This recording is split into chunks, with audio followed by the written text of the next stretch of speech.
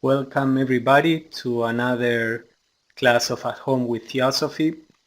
We are exploring Annie Besant's Karma, and tonight we are going to go through the section number 8. We will start with section number 8. Annie Besant begins by saying that sometimes people feel, on first recognizing the existence of karma, that if all be the working out of the law, they are but helpless slaves of destiny.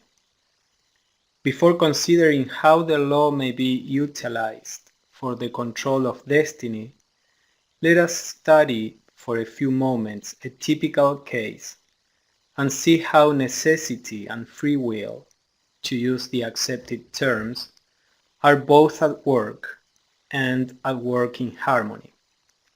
So the idea is always this tension between free will and predestination. When discussing about the idea of whether there is free will or not, some people are inclined to say that we do everything for a reason, that reason becomes a conditioning cause, and that just as we see in physics, at least not at the quantum level as we seems to know now, but in macrophysics, every cause produces a result, an effect that we can predict. So some people say there is no free will, there is only conditioning, and the choices we make are the result of this conditioning. So that would be the idea of predestination or determinism. But there are some others that sustain the view that there is free will and that in the exact same circumstances we can choose differently. So Annie Besant is here going to show that although there is a measure of free will, there is also a measure of determinism in the present moment. So in her view, the present moment is the result of these two factors. So she will begin by exploring what she calls a typical case.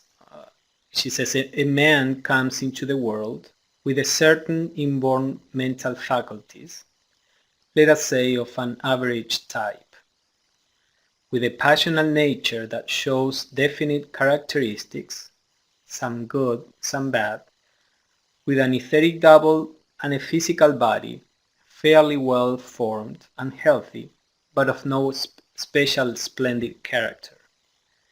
These are his limitations, clearly marked out for him. There are many mental heights that he is unable to climb.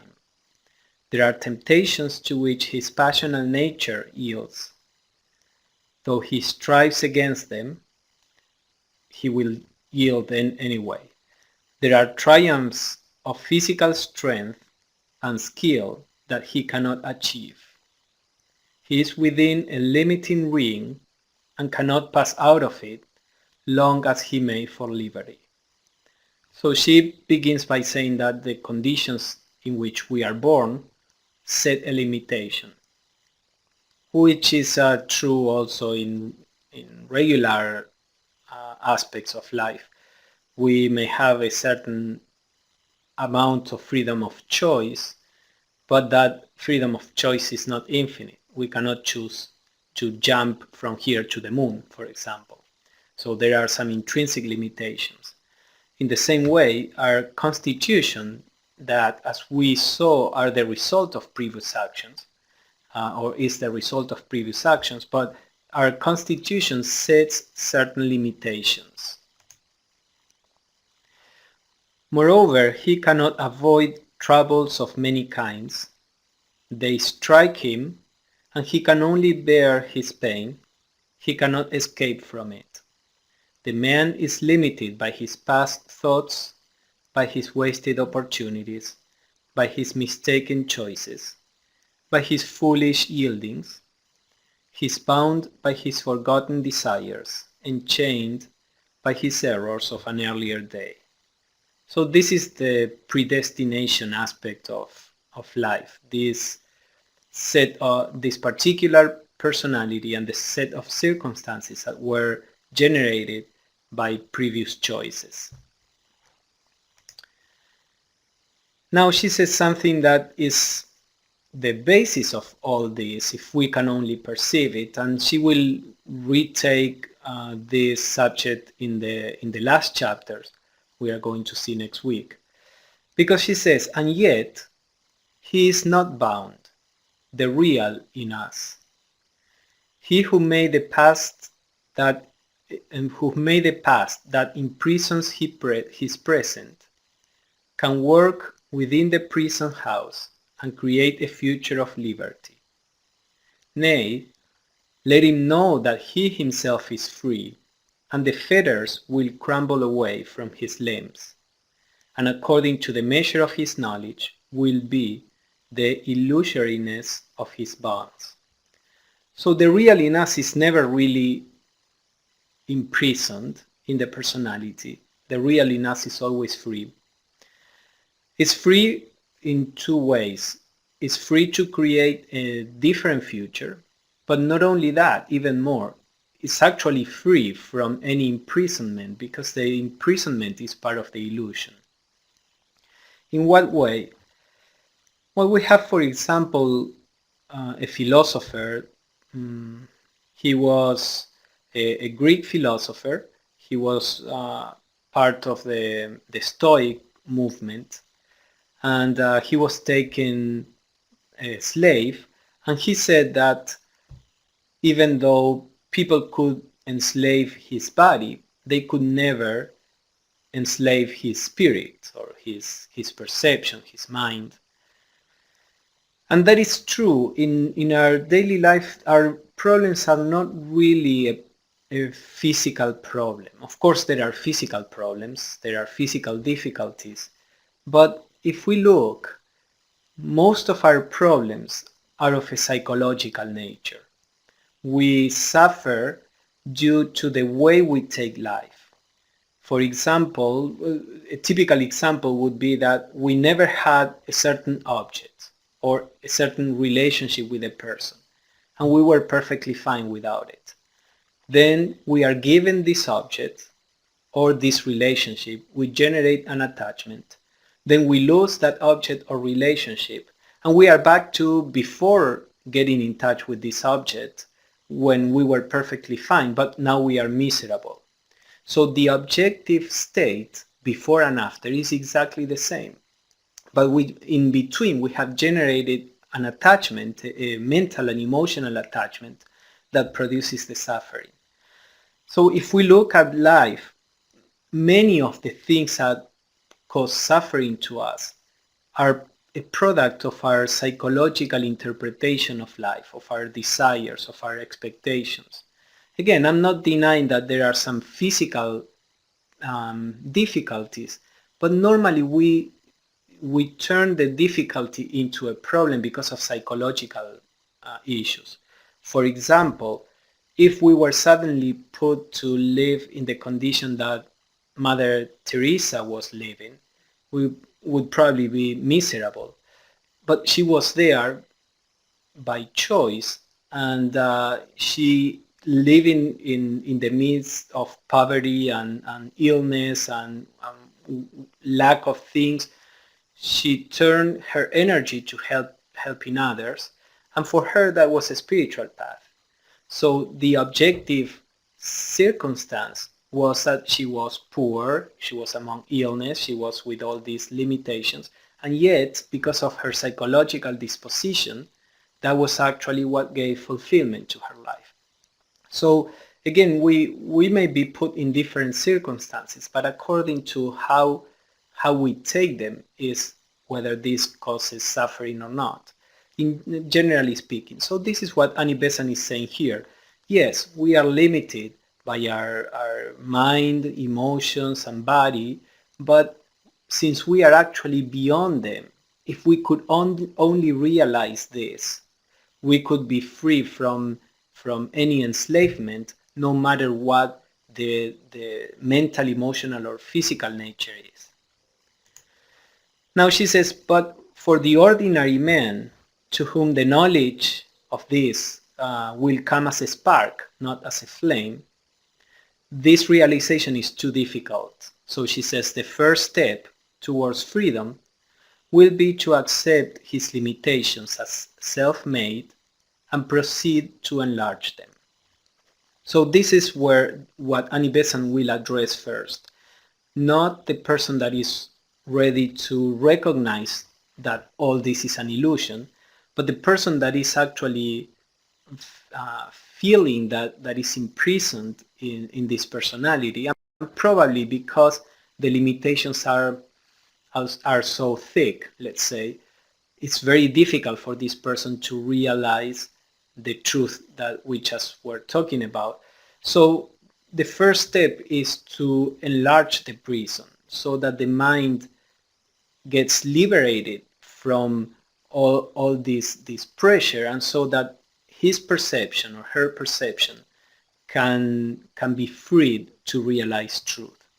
So in this following sections, we are going to see how the law generates these limitations and how consciousness imprisoned in a personality can work so that the limitations can be broken to some extent. So she says, true, he cannot think as a genius thinks just yet, but he can think to the very best of his ability, and eventually he will become a genius. We have seen that the full use of a capacity and the aspiration for more, not more in the sense of acquisition, but more in the sense of enlarging and deepening, will produce a greater capacity. So all we have to do is, whatever our possibilities right now, we just have to try to use them to the fullest, to try to apply that to the best of our ability.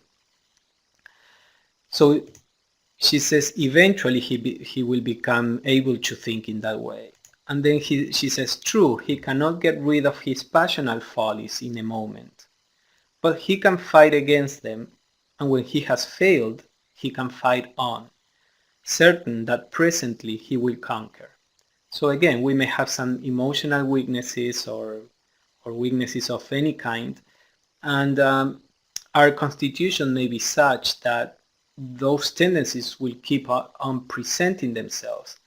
But if we take everything as it appears in the present, at the moment, we can work with whatever is there without any sense of time. So for example, if we have a tendency towards anything, depression, anger, or whatever it is, whenever that anger, depression is there, that is there at that moment, and we can deal with it. We can work to the best of our ability with it. You know, either there are different techniques. We have explored some of them in the class on the thought power, in a previous class that is available on the website.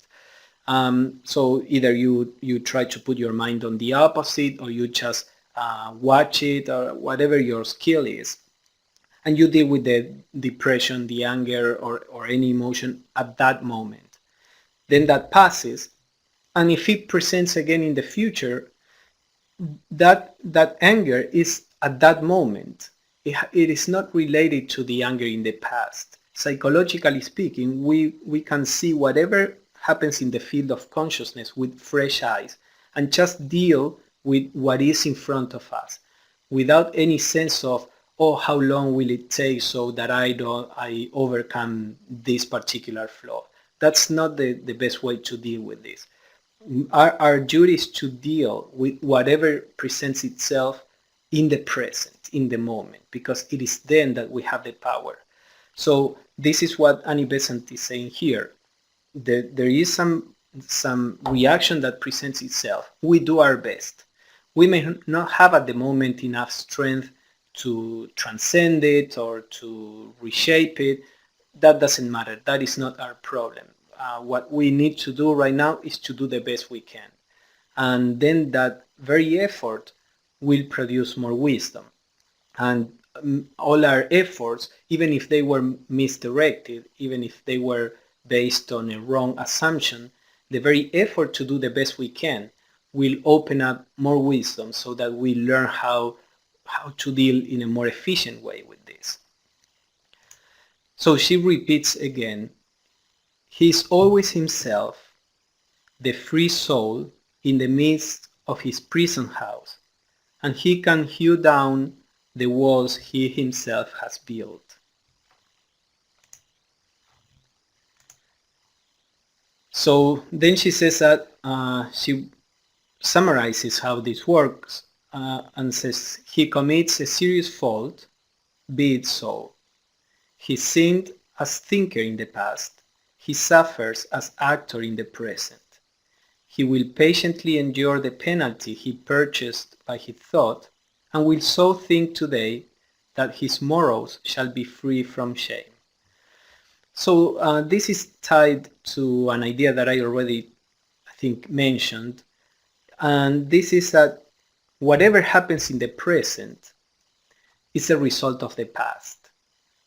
So if we make a mistake in the present, or what we would call a mistake, even when we had the best of our intentions, what actually happens, are being unable to act in the right way, is a result of the past. Our best intention of doing the best we could, that is our present. No matter, regardless of whether we succeeded or not, whether we succeed or not in any particular action in the present will be determined by the past. But what is our real present is what we intend to do, how we intend to perceive the world and ourselves, how we intend to act. And that is going to generate the possibility of acting like that in the future. Therefore, there is no room for guilt. All we have to do is to try to do the best.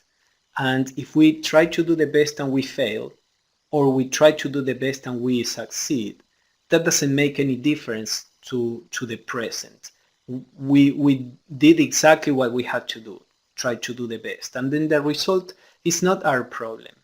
This will be very important for what we are going to see next week, that is transcending karma, transcending this action through the personality.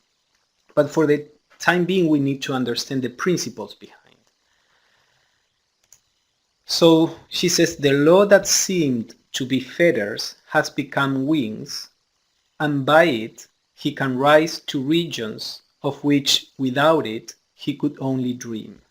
She's saying this because since we know that this works in this way, or we know we are learning about it, we hear from somebody that says that she knows, but if we take the law to be a law, then because of the existence of the law, we can be confident that if we do our best, then that will inevitably produce good results. So a law that at the beginning may seem to constrain us actually is an insurance that acting in this way, these results will happen.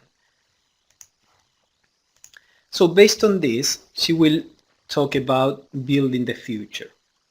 Again, we are talking about a stage in which we think there is a prison.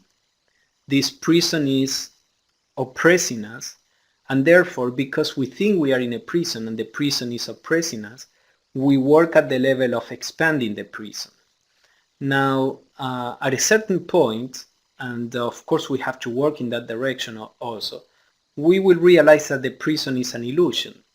And therefore, when we are at that level, the expansion of the prison happens in a completely different way.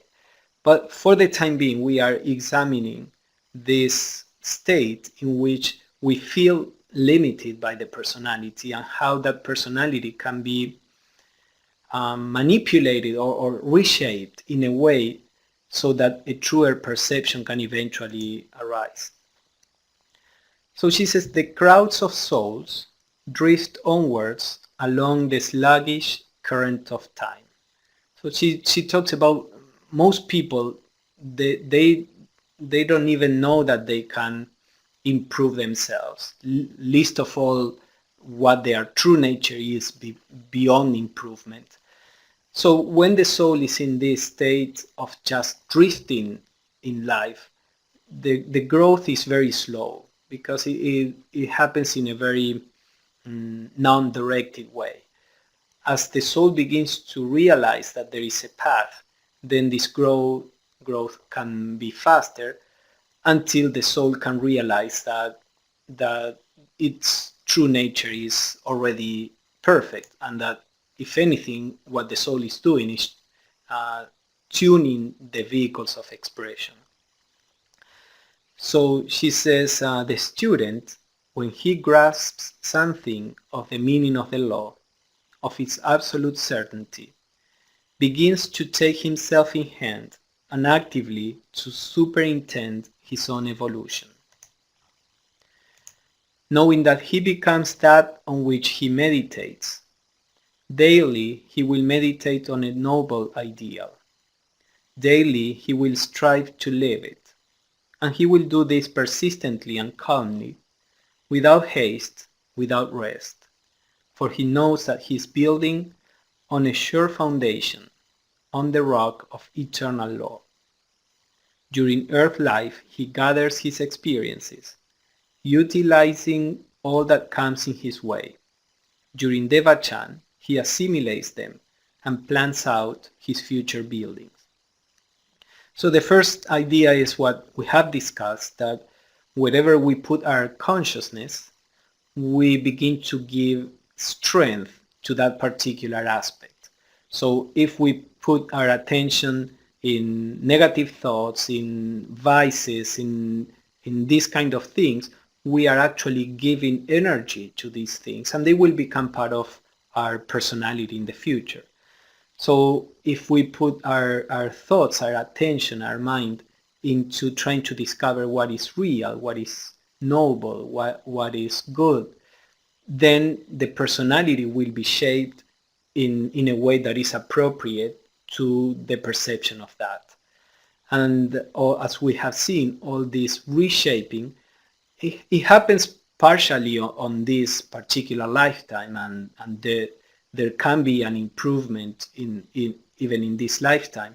But then the person that really worked on this, in the next personality, will be very different from this one. The improvement will be very noticeable. So she says, herein lies the value of a true theory of life, even while the theory rests on the testimony of others and not on individual knowledge. When a man accepts and partially understands the working of karma, he can at once begin this building of character, setting each stone with deliberate care, knowing that he is building for eternity.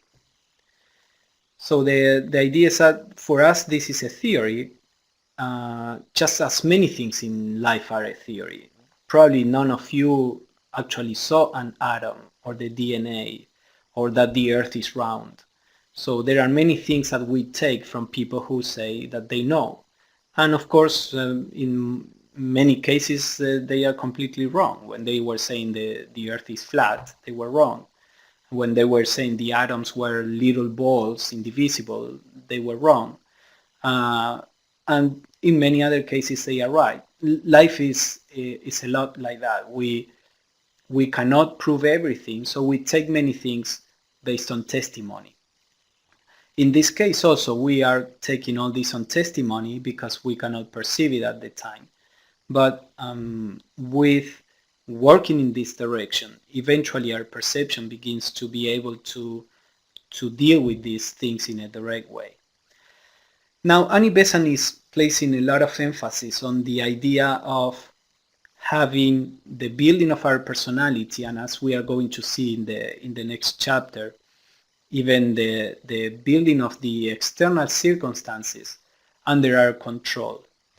Now, this is a good idea to take people away from this other idea that there is nothing we can do about life, or that we really don't understand how things happen, how this cause and effect happens. So that is a good idea to counteract that. Now, the problem with this idea, as with any other idea, I always like to look in ideas to the helpful aspect and the problem aspect of the ideas, because any idea has these two aspects. So the problem with this idea is that it comes from the question, who is the one that is acting? Because this, if we don't understand it in the right context, this may empower the idea that we are the personality, and therefore it still operates within the illusion. So we begin to think, I am Pablo, and I have the power to build my character and to modify the circumstances, and that is true to a certain extent. But as long as I'm identified with Pablo, I will be within the prison that Pablo is. The prison may be nicer, maybe wider, maybe, more appealing, but nevertheless a prison. At some point, we need to realize that we are not this personality, and then the prison breaks or just dissolves. So what is actually happening is that the one self is acting through me, through you, through every one of us, and the one that is building, the one that is producing all this, is the one self through this particular expression that we call Pablo, David, Diana, etc. So we have to keep that always in mind, and we are going to come back to that in the last chapter, the idea of the impersonal action. So now Annie Besant will deal with the idea of molding karma. If the actions of the personality, or the actions that come through a personal center,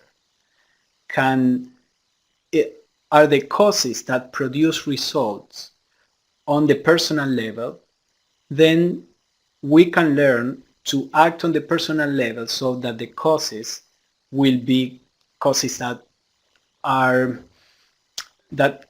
don't become obstacles for the perception of truth. So as we are going to see, the karma that we talk about is karma that acts on the personal level. Because they are produced by an I, they will affect that I. If the actions are not produced by an I, they don't produce the personal karma that we are talking about. But as long as we act through this I, through this I-ness, we can learn how to act so that they don't generate further conditioning. So she says, the man who has set himself deliberately to build the future will realize, as his knowledge increases, that he can do more than mold his own character. He begins to understand that he is at the very center of things, in a very real sense, a living, active, self-determining being, and that he can act upon circumstances as well. This has the root, the fact that we can act upon circumstances mean that we are not separated from them. If there were a separation, we could not really affect them. So in the Theosophical view, and I don't have time to get into this, but this being that is expressing in the universe, it comes from the one being, or the beingness, then it takes on an individuality, and then it takes on a particular personality, but it's never separated from all the rest, because as Annie Besant says here, it's at the center of things, and each one of our beings is at the center of things, because each one of our beings are expressions of the same being. Because of that, because everything is interconnected in this way, then circumstances can be affected. And then from the point of view of the form of the separation, she says, he sees that in his daily life, he can neutralize the ill results that would follow from some ill deed by bringing to bear upon the same point a corresponding force for good. And now she will take like a scientific view of the karmic forces. She explains, and this is, and when Annie Besant explained this is part of what the adepts do in a conscious way. If you remember at the very beginning, the very first quote that Annie Besant quotes from one of the Mahatma letters, the master is saying there that we are constantly generating forces. Whether we know it or not, we are generating forces. So Annie Besant says normal people, or the master said, normal people generate these forces unconsciously. An adept generates forces in a conscious way to try to help the development of evolution. So Annie Besant will explain how these forces work at the level of differentiation, at the level of diversity, because eventually the path that many times the Theosophical tradition is talking from, or the point of view from which this tradition talks, is that of becoming an occult scientist, in a sense, becoming a force in nature helping the evolution of the manifested nature. So she says, a man sends against him, somebody sends against one, an evil thought, and he might meet it with another of its own kind, and then the two thought forms would be reinforced, strengthened. Many times when we have an ill feeling about a person, a particular person with whom we are having problems, for example, that ill feeling that arises suddenly in our consciousness many times is the result of a thought of ill will sent to us. So this emotion arises, and what we normally do, or a person that is not alert to all this normally does, is to take that thought and to generate more of the same kind of thought and send it to the person. So we start thinking ill of somebody. And what happens is that then the two thought forms reinforce each other, and then we establish a link, a magnetic link with that person, as we have seen in previous classes. Now she says, suppose that the one against whom the evil thought is flying is a knower of karma. Then he meets the malignant form with the force of compassion and shatters it. The broken form can no longer be ensouled with elemental life. Remember that we form a thought form and then an elemental comes and ensouls that force. But because this thought form was broken by this opposing force, which is compassion, the elemental soul cannot the elemental life cannot ensoul it. And she says the life melts back to its own. It goes back to the elemental essence. The form disintegrates. Its power for evil is thus destroyed by compassion. And hatred ceases by love. As you see in the Bible and the Buddha, they all said hatred cannot cease by hatred. It ceases only by love. Now, something interesting comes out of this. Let's see what Annie Besant says. As knowledge increases, this action of responding to a negative thought with the opposite kind becomes direct and purposive. No, I don't know how to pronounce. Purposive.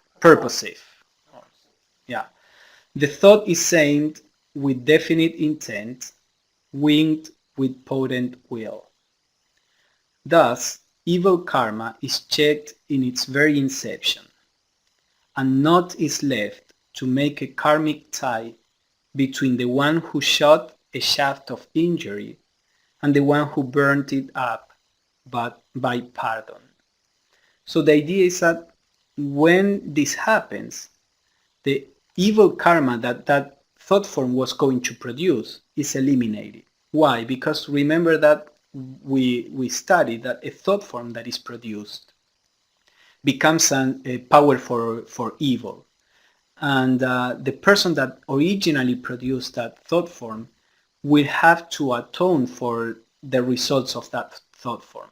Sometimes the thought form associates itself with many others and becomes an evil influence, and it produces some actual effect, evil effect. And the person that contributed to this bigger influence, well, as much as we contributed with our thought forms, that will be the karma that we generated. Now, if I send an evil thought form to somebody, and that somebody breaks it down because by the generation of a feeling of love or compassion, an opposite feeling, then I'm not generating any bad karma with that thought form, because the thought form is not there anymore. So you may think, if you put yourself on the side of the person that generates compassion, you may feel that it's not fair, in the sense that this person is trying to harm you, and then with compassion you are actually saving that person from being harmed. So our ego reacts to that. Now, this is a win-win situation, because you win, because as Besant says here, the karmic tie between the two people is not formed. Remember that if you respond with ill will, you generate another thought form and you establish a tie with that person. And then you will have to work out, either in this life or in the future, this problem with that person, because you generated a karmic tie. If you generate the opposite, you don't generate this tie.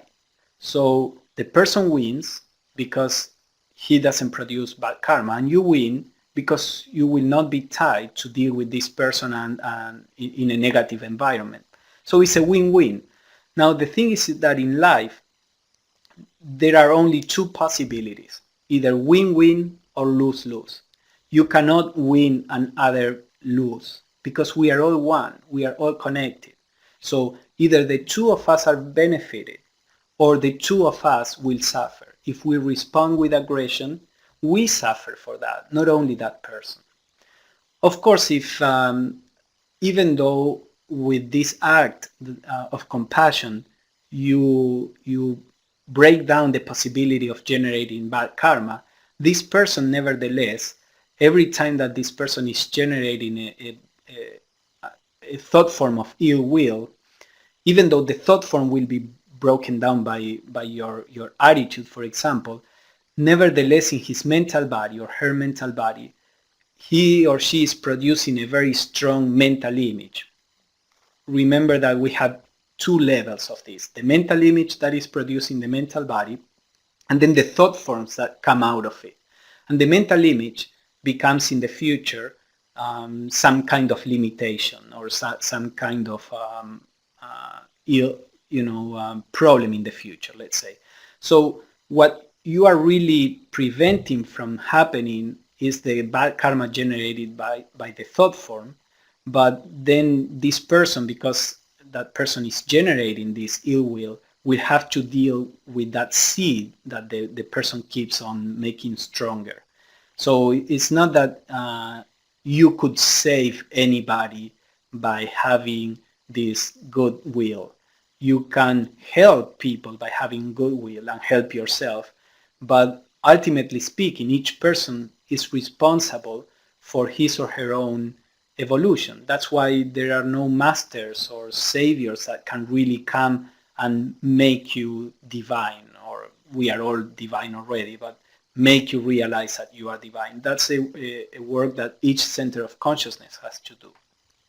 But it's interesting to see how this works, that because we are all ultimately one, anything good that you do is helping others and yourself. Anything bad that we do is harming others and yourself. So she says, the divine teachers who spoke on the duty of overcoming evil with good based their precepts on their knowledge of the law.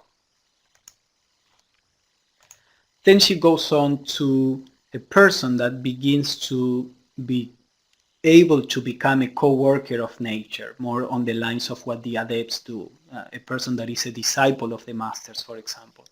She says, at a stage which is comparatively advanced, a man will not only build his own character and work with deliberate intent on the thought forms that come in his way, but he will begin to see the past and thus more accurately to gauge the present, tracing karmic causes onwards to their effects. He becomes able to modify the future by consciously setting forces to work, designed to interact with others already in motion. Knowledge enables him to utilize law with the same certainty with which scientists utilize it in every department of nature. So what she's saying is that at a certain point you can become aware of the causes that were generated in the past, know how they are going to be worked out in the future, their effects, and therefore having this knowledge, you can learn how to modify the effects of these previous causes. And she will explain how. This may sound like cheating, but when you really understand the mechanics of it, you will see that this makes sense. So she gives the example of what happens on the physical level, at the level of physics, science. She says, consider the laws of motion. A body is moving along a definite line. If another force be brought to bear upon it, the body will move along another line, compounded of the two impulses.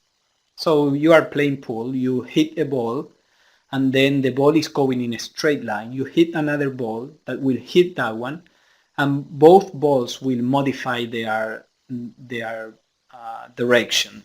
Neither of them will go in the direction that was intended, but if your intention was to modify the trajectory of the first ball, then you can do it. So she says, in doing this, no energy will be lost, but part of the force which gave the initial impulse will be used up in partially counteracting the new. The resultant direction, along which the body will move, will be the interplay of the two. In this, there is no violation of law, only the utilization of law by knowledge, and once more we conquer nature by obedience. So she's talking about how all these forces, they are constantly playing upon each other and constantly modifying the end result. So she says, all come within the sight of the soul, which is approaching its liberation. As it looks back over past lives, it is able to see there the way in which its bonds were made, the causes which it set in motion. It is able also to look forward and see the effects that these causes will produce. So let us now suppose that the advanced student, glancing backwards over the past, sees lines of past karma converging to a point of action of undesirable kind. So you can see the past and you see that will produce an undesirable effect. He can introduce a new force among the converging energies and so modify the event, which must be the resultant of all the forces concerned in its generation and ripening. So you have the opportunity of bringing another force in question, in play, so that you can modify the result. In this way, he may lessen or destroy the results of evil wrought by himself in the past, and by the good forces he pours forth into his karmic stream. He cannot undo the past, he cannot destroy it, but so far as its effects are still in the future, he can modify them or reverse them. So all the causes that have not yet been fructified in an effect can be modified. So she says here the general principle, which is a logical principle, I think. She says, suppose that vibrations of hatred have been set going in the past. by you, for example.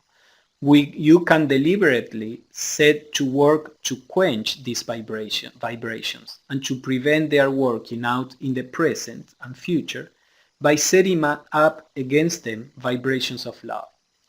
So if we have damaged a person, injured a person physically, emotionally, or mentally, a person in the past, that generates what we call bad karma, that will generate suffering in the future.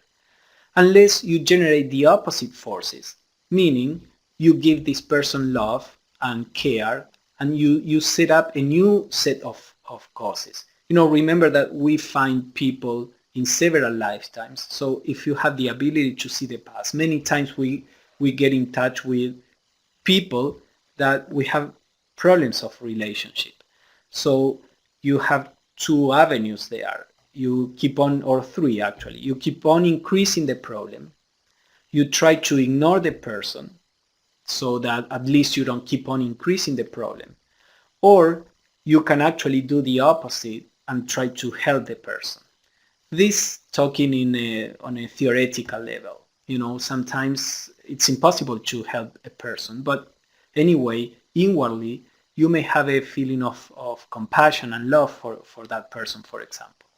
So you see that in order to be able to do this, there are two requisites there to do it in the way that Annie Besant is talking about.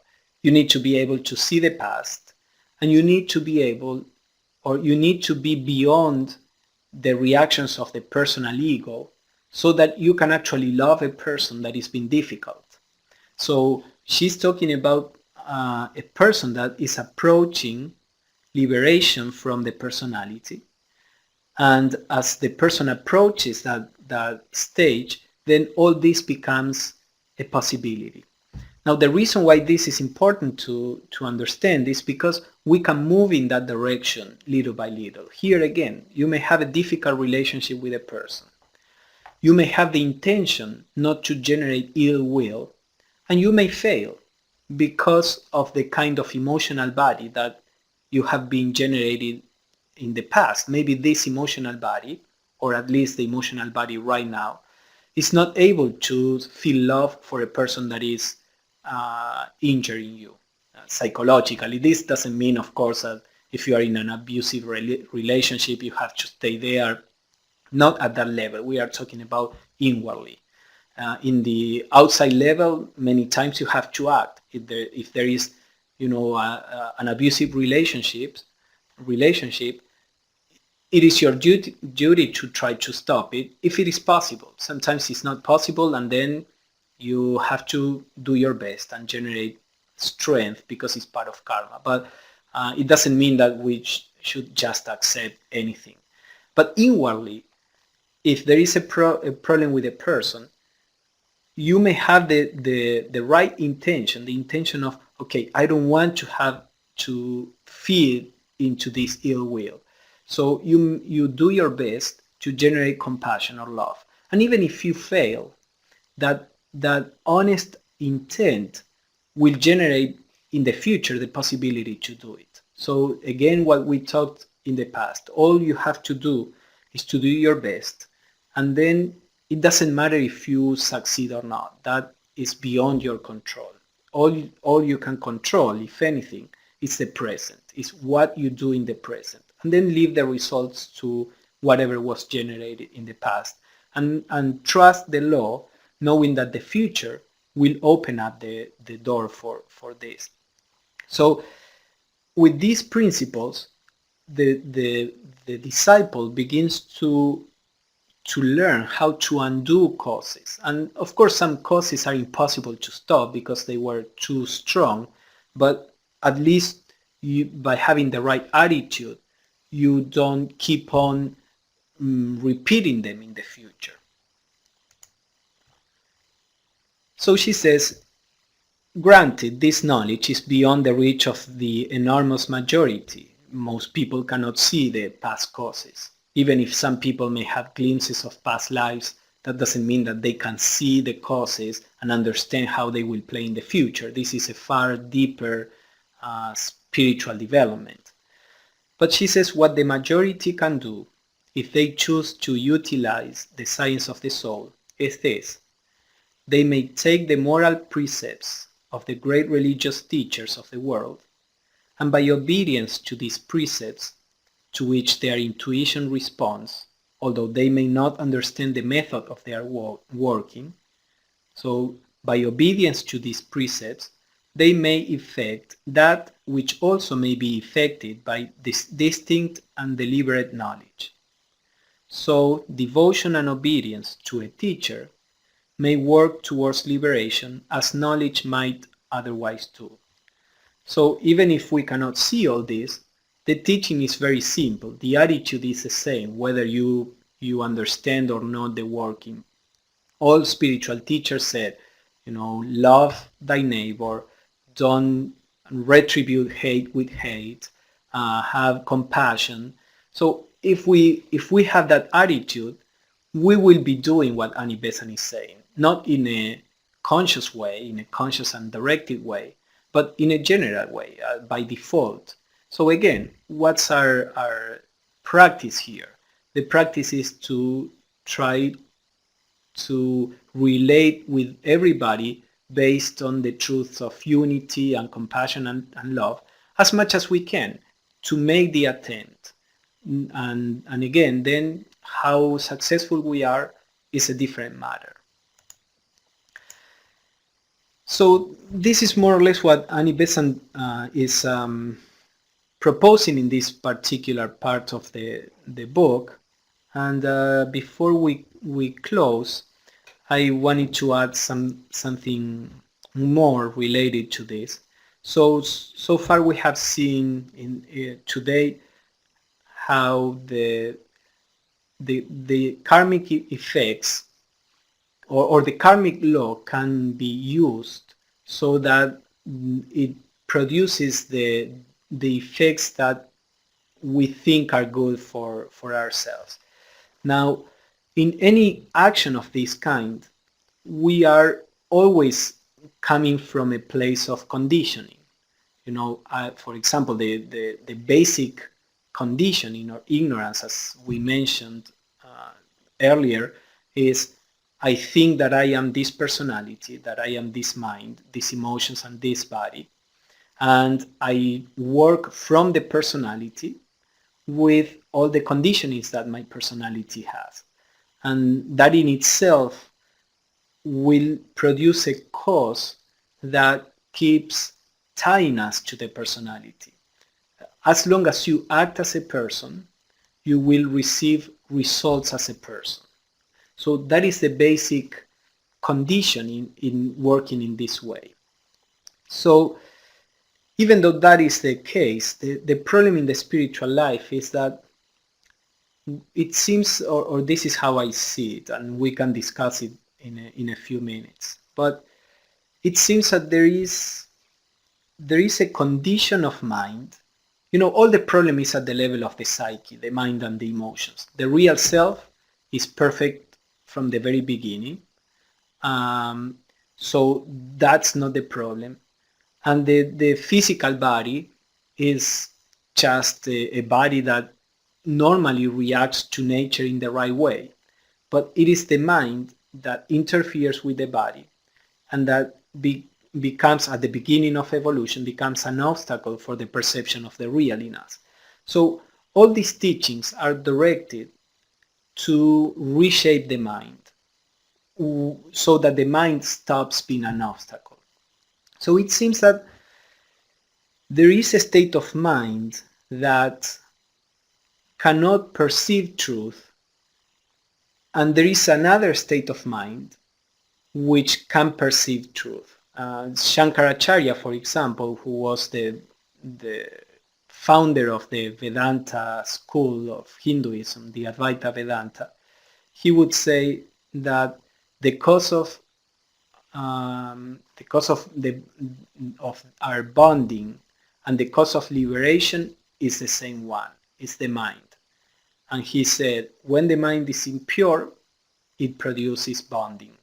When the mind is pure, it produces liberation. And then he would say, when the mind is pure, liberation happens by itself and is as easy to attain as eating a fruit that you have in your hand. So no obstacles there. So it seems that all this work is directed towards purifying the mind. And so all this work of generating better causes in the future is so that the psyche, the mind and emotions and their repercussion on the physical body don't become a very thick prison. But at the same time, as we said, it will be still a prison. It may be a prison of a thick wall or a prison, a crystal prison, but it's still a prison. So eventually we have to break through, to break the prison. Eventually we have to break through the personality. If you are at a place where you can understand this, when you can understand how the ego, the personality is a prison itself, you should be paying attention to this aspect too. Not only to work on reshaping the personality, but also to work on realizing that you are not the personality. So in this way, if we keep these two things in mind, we will be less, we may not fall so easily into the trap of the ego. And then eventually, as we grow, we will realize more and more that a state of witnessing and awareness itself produces a liberation and produces an order in the psyche without this action having to come through the mind. But as I said, we are going to discuss that in our next meeting. The next subject is the cessation of karma, and I'm trying to set the ground so that we see that in the future. So now we can go to some questions and comments. Is there anything that anybody wants to contribute?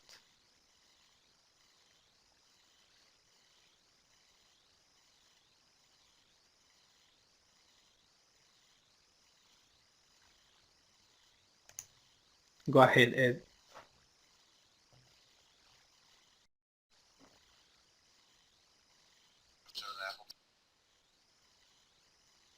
So there's a lot in Annie's exposition which is not convincing to me, but let's leave that aside. It seems to me that what she's describing can be thought of like, suppose we're playing a game of pool, since she uses the forces and things like that, and our goal is to sink the balls in the right order, and we could be succeeding at that, or we can be failing at that, and you could say that since we chose to play the game of pool, we're constrained to what those rules are.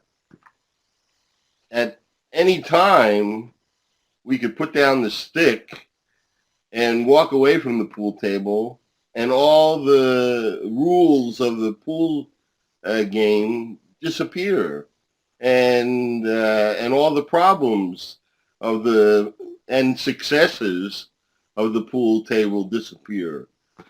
So I think what one way to look at this karmic thing is, while we or the universe has decided the game is pool, here is how it works, and here is how you could sink more balls or sink less balls. What do you think of that? Yeah, I agree. And actually, the next chapter is leaving the pool table and all the rules.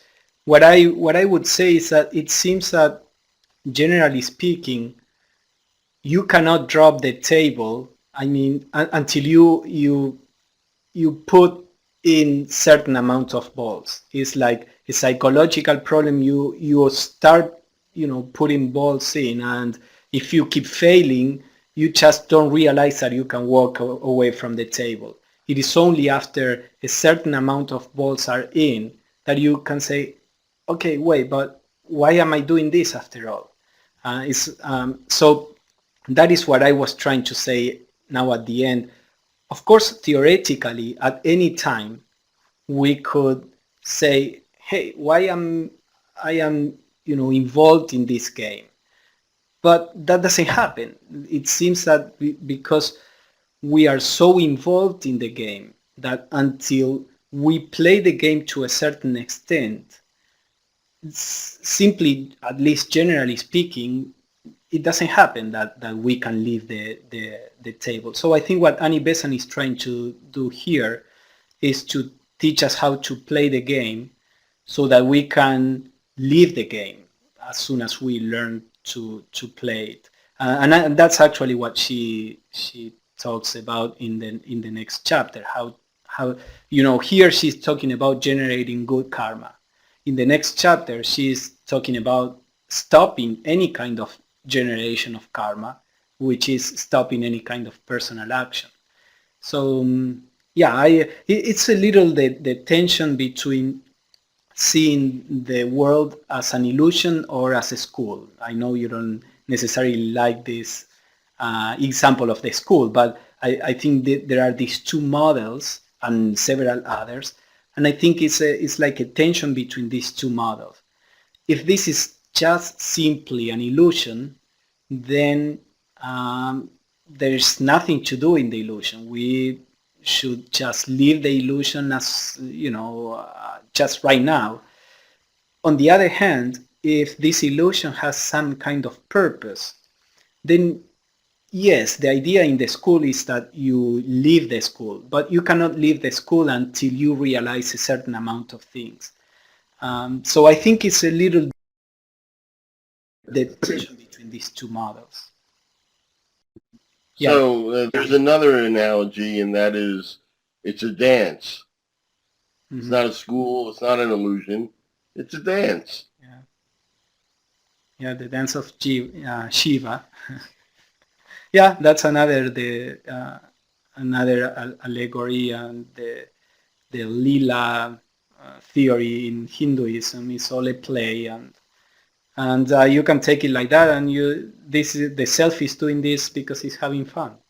But some people rebel against that when in the sight of suffering. Let's see what people are saying here. But we cannot walk away from the game of life. Well, we cannot walk away physically. We can walk away psychologically, in the sense Annie Besant said it in one of the previous chapters. She said, we incarnate because of our desire. So as long as we have desire to experience the separation, we need to come here and to quench that thirst. But that desire could be theoretically dropped at any moment, and the moment we transcend the desire, then we don't need to come back. Now, the Theosophical view usually will bring the idea that this is true, but you can only drop the desire after you have acquired the necessary experience. So there is, as I said, the tension between these two aspects. There is the idea that, yes, you don't necessarily need to keep on incarnating. You keep on incarnating because you desire it. Now, if you stop desiring it, then you can stop incarnating. But at the same time, what in the Theosophical view normally is said is that because you desire to keep on incarnating, or because you need more experience, is that you keep desiring to incarnate. The moment you realize the truth of things, then your desire is dropped, and then you stop incarnating because you don't need it anymore. So there is an idea of a sense of purpose for the illusion, which in Hinduism usually there is not. The Hindu approach doesn't bring the idea of purpose. It emphasizes more the idea of just an illusion. And any model, I think, is good in one aspect and not so good in another aspect. So let's see what David said. There seems to be a difference between the karma I got from Amazon, a German company, and the karma of the class. I suppose you are referring to the book, not to the karmic causes. And well, there may be some differences for two reasons. One that I am bringing excerpts from the book, and here and there I may edit a little part because I take some paragraph, then there is something that Annie Besant elaborates on that I may not put here, and then I can explain it, and then I take a paragraph that comes at the bottom, and I may need to tweak a few words so that it makes sense and don't lose the continuity of the paragraph. Or sometimes, I may put a paragraph before than the other if sometimes Annie Besant goes back to the same subject. So I may have restructured one or two paragraphs. So that may be the case. I'm not sure if that is what you are seeing. But remember, this is, an excerpt of the book. Then Meredith says, turn your face to the sun and the shadows will fall behind. Why can't we remember to turn to the sun? Habits. And habits is I think it's a big problem in it. But also it's ignorance. Somebody says something that we don't like, and actually, what does it matter what other people think of us? It's irrelevant. But because we are caught up in our own image, we give importance to what these people said, and then we cannot feel goodwill against the people. So if our awareness were mature enough to understand that it's silly to, okay, anybody can say whatever they want. How does that affect what you are? If we can understand that, then we don't need to turn our face to the shade or against the sun. So it's a little habit and also a little of ignorance, I guess. So David is asking if we have a different copy. I took this book just because it was typed from the internet. I don't actually. Well, yeah, I checked with the book, a copy that we have from Adyar. The copy that I checked this text against is a copy that is produced in Adyar. So we do sell the Adyar books through TPH. So that may be something you can do. I don't know what publisher or publishing house you bought the book from. Any other question or comment?